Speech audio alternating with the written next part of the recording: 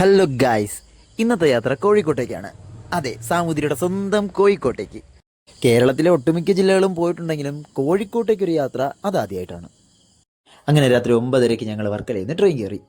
As usual general ticket ആയിരുന്നു. വലിയ തിരക്കില്ലാത്തതുകൊണ്ട് ഇരിക്കാൻ സീറ്റ് കിട്ടി. ഇനി രണ്ടുപേരും കൂടിയുണ്ട്, അവർ ഷൊർണൂരിൽ നിന്ന് ജോയിൻ ചെയ്യാന്ന് പറഞ്ഞു. പുറത്താണെങ്കിലോ പെരുമഴ. അങ്ങനെ നമ്മൾ മൂന്നുപേരും കൂടെ കഥയൊക്കെ പറഞ്ഞ് അങ്ങനെ ഇരുന്നു. ഒരു 2 മണിയൊക്കെ ആയപ്പോഴത്തേക്ക് ചെക്കന് വിശപ്പ് തുടങ്ങി. അങ്ങനെ അവ ഓടിപ്പോയി സ്റ്റേഷനിൽ ഒരു ബിങ്കോ മേടിച്ചുകൊണ്ട് വന്ന്. അങ്ങനെ ഞാനും അവനും കൂടെ ബിങ്കോയും തിന്ന് അങ്ങനെ ഇരുന്ന്. അങ്ങനെ ഷൊർണൂർ എത്തിയപ്പോഴത്തേക്ക് ചെക്കന്മാരും കൂടെ ജോയിൻ ചെയ്തു.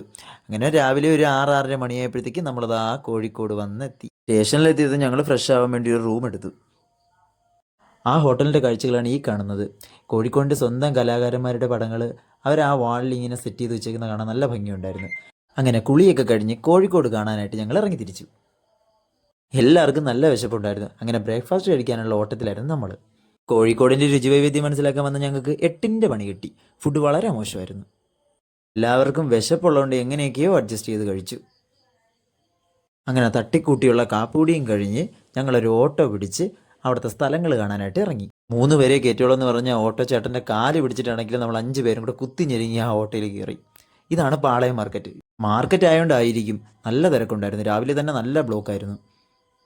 അങ്ങനെ ഓട്ടോ ചേട്ടൻ നമുക്ക് കോഴിക്കോടിൻ്റെ സ്ഥലങ്ങളെക്കുറിച്ചൊക്കെ ഒന്ന് പറഞ്ഞു തന്നു. അങ്ങനെ ഞങ്ങളെ നേരെ കൊണ്ടാക്കിയത് സരോവരം പാർക്കിലായിരുന്നു.